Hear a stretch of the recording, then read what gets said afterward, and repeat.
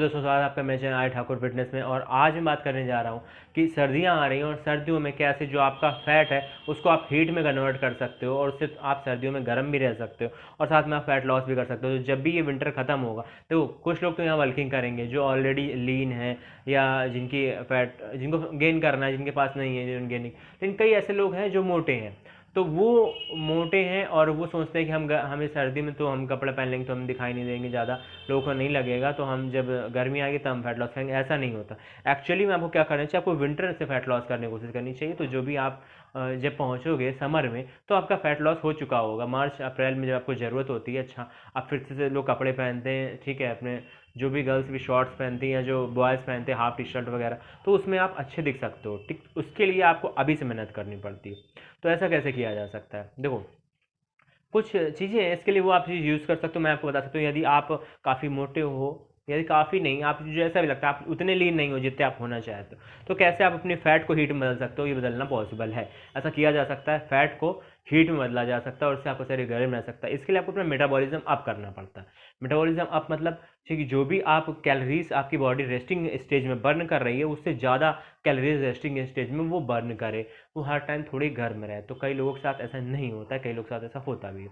ठीक, तो आप जैसा भी जितना भी आपकी बॉडी बना रही है उससे ज़्यादा आपको मेटाबॉलिज्म चाहिए यदि आपको फैट लॉस करना है। तो जो सबसे इंपॉर्टेंट चीज़ इसमें यूज़ होती है, जो अब मैं ये नेचुरली बात भी करूँगा कि नेचुरल क्या कर सकते हो, नेचुरली आप क्या कर सकते हो, जो कॉफ़ी होती है, ब्लैक कॉफ़ी है, ठीक है, या फिर जो कॉफ़ी होती है उसका एक निश्चित मात्रा में 200-250 mg आप उसको कंज्यूम कर सकते हो। वो क्या करता है, आपको मेटाबॉलिज्म फास्ट करता है। एटलीस्ट 6 आवर्स के लिए वो इफेक्टिव रहता है। दूसरा, जो लोग इसमें डीप जाना चाहते हैं, मतलब ज़्यादा दिनों बॉडी बिल्डिंग में जाना चाहते हैं, फिटनेस, जो कि मेरा चैनल देखने वाले कहीं ना कहीं बॉडी बिल्डिंग में इंटरेस्टेड रहते हैं, बॉडी बिल्डिंग में जाना चाहते हैं, कटिंग करनी है उनको या उनको बल्किंग करनी है, ऐसे लोग जो मेरा चैनल देखते हैं या ट्रेनर्स जो है वो चैनल देखते हैं, उनके लिए बात है। क्या है कि T3 and DNP low dose में ये चीज़ जब आप यूज़ करते हो तो T3 रिप्लेसमेंट डोज में 25 mcg से 50 mcg तक, और DNP रिप्लेसमेंट, जो रिप्लेसमेंट तो नहीं, DNP जो बेसिक डोज है वो 250 mg की जो एक डोज है उसको कुछ लोग और उनके लिए कम नीड होती है तो वो अल्टरनेट यूज़ करते हैं, कुछ लोग डेली यूज़ करते हैं इस चीज़ को। ठीक, और कुछ लोग 125 mg पे भी प्रेफर करेंगे। तो ये जो चीज़ है, ये दोनों का जो कॉम्बिनेशन है, खासकर जो DNP, इसका काम ही है कि आपके फैट सेल्स से वो ATP जब चेंज होती है तो उसकी चैनल्स को ब्लॉक करता है। तो वो जो ATP बन रही थी वो बजाय ATP बनने के वो हीट में भी कन्वर्ट हो, ज़्यादा हीट में कन्वर्ट होने लगती। तो एक तरीके का बैरियर का काम करता है ये। तो आपकी जो कई सारी ATP आपकी बॉडी में हीट देने में चली जाती है, तो इसके आपकी बॉडी जो है वो गर्म भी रहती है। और दूसरे नंबर पे क्या होता है कि आपकी वो जो फैट है वो बर्न होता है तेज़ी से। ठीक, तो ये बहुत ज़्यादा इफेक्टिव वर्क करता है दिन पे। अब जब आप गूगल करोगे तो कई सारी हॉरिबल चीज़ें आपको पढ़ने को मिलती है, तो लोग कन्फ्यूज हो जाते हैं कि ऐसा है क्या। वैसे देखो ऐसा कुछ नहीं है, जो भी आपको हॉरिबल चीज़ें पढ़ने को मिलती है वो एक्सट्रीम केसेस पढ़ने को मिलते हैं। एक्सट्रीम केसेस होते कैसे, जैसे कि मैं एग्जांपल दे रहा हूँ। बात करते हैं किसी भी चीज़ की, मान लो बात करते हैं कॉफ़ी की।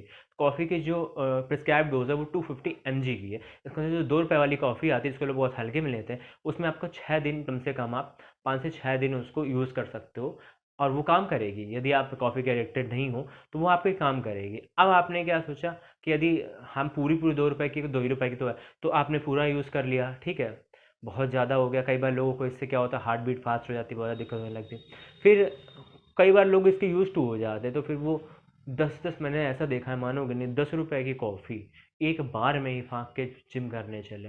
ये इतना ज़्यादा हार्मफुल है। कुछ मैं क्या कह रहा हूँ कि जो 2 रुपए वाली है उसका 6 पार्ट, यानी वो 6 दिन चलाओ। या फिर आप 250 mg वाली एक, क्योंकि 2 रुपए वाली में 1.5 ग्राम होती है। अब 1.5 ग्राम का, 1.5 ग्राम कितना होता है, 1.5 ग्राम होता है 1500 mg, ठीक है।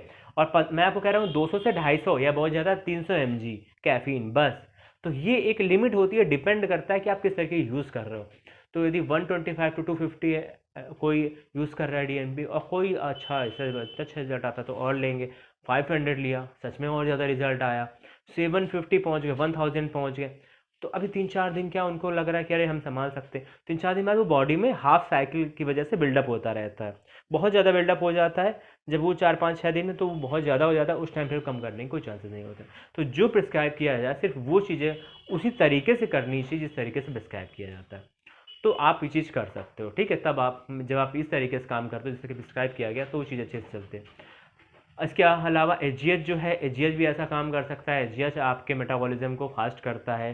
टी3 आपके मेटाबॉलिज्म को फास्ट करता है। 50 mcg टी3 जो कि एक गुड डोज है, गुड इनफ डोज है, वो आपके मेटाबॉलिज्म को फास्ट करती है, वो आपके शरीर को हीटअप करने का काम करती है, वो कैलोरीज को बर्न करने। लेकिन जो टी3 के साथ है, जो सिर्फ टी3 यूज़ करते हैं, उनमें क्या है कि मसल लॉस होने के भी चांसेस रहते हैं। ठीक है, तो जो टी3 एंड डीएनपी यूज़ करते हैं, क्योंकि डीएनपी जब आप सिर्फ डीएनपी यूज़ करते हो, बॉडी मेटाबॉलिज्म बढ़ जाता है, तो बॉडी इतनी स्मार्ट है कि बॉडी अपना टी3 घटा लेती है मेटाबॉलिज्म को कॉप अप करने की कोशिश करने के लिए। ठीक है, तो अपना टी3 घटा लेगी वो, ताकि मेटाबॉलिज्म बहुत ज़्यादा ना बढ़े।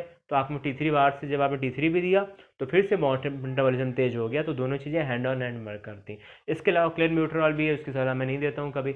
जो भी चीज़ें हैं जो स्टिमुलेंट है, जैसे कैफीन हो गई और क्लेन हो गई, ये सब चीज़ें जो इनको बहुत ही लिमिटेड अमाउंट में यूज़ करना चाहिए। यदि यूज़ करना भी पड़ रहा है तो, और बेटर है कि ना यूज़ करो तो बहुत अच्छी बात है। ठीक है, तो होप कि ये चीज़ समझ में आई होगी आपको, कैसे आप विंटर में गर्म भी रह सकते हो और उसके अलावा आप फैट लॉस भी कर सकते हो। तो जब आप आते हो मार्च में, अप्रैल में, तो आपकी जो कंडीशनिंग है वो अच्छी होगी, ऑलरेडी आप फैट लॉस कर चुके होगे, आपको वहाँ पे ज़्यादा परेशान होने की जरूरत नहीं होगी, क्योंकि ये चीज़ जब वहाँ करते हो समर में तो बहुत गर्मी लगती है फिर। ठीक है, और यदि आप डाइटिंग के थ्रू करना चाहते हो, प्योर डाइटिंग के थ्रू करना चाहते हो, जो कि प्योर नेचुरल वे, तो मैं कहूँगा विंटर में ना करो। क्यों, विंटर में जब भी आप डाइट करते हो तो आपका बॉडी टेम्परेचर थोड़ा सा डाउन जाता है। ठीक है, यदि आप कुछ और नहीं कर रहे हो, सिर्फ नेचुरल वे में कर रहे हो, तो उसके लिए आपको क्या करना चाहिए कि डाइटिंग जो है वो समर में करनी चाहिए। समर में डाइटिंग बढ़िया रहती है। ठीक है, विंटर में उतनी अच्छी डाइटिंग नहीं हो पाती। लेकिन यदि अदर वेज में जाना चाहते हो, इन्हेंस वेज से करना चाहते हो, तो ये तरीके इन्हेंस वे से है।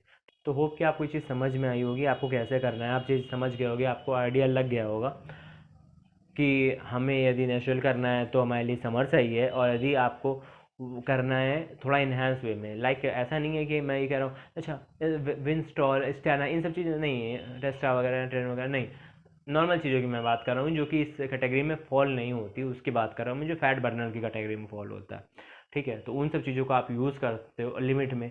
और थोड़ी डाइट तो आपको देखो करनी चाहिए, डाइट यदि आप थोड़ी सी करोगे तो ज़्यादा अच्छा रहेगा।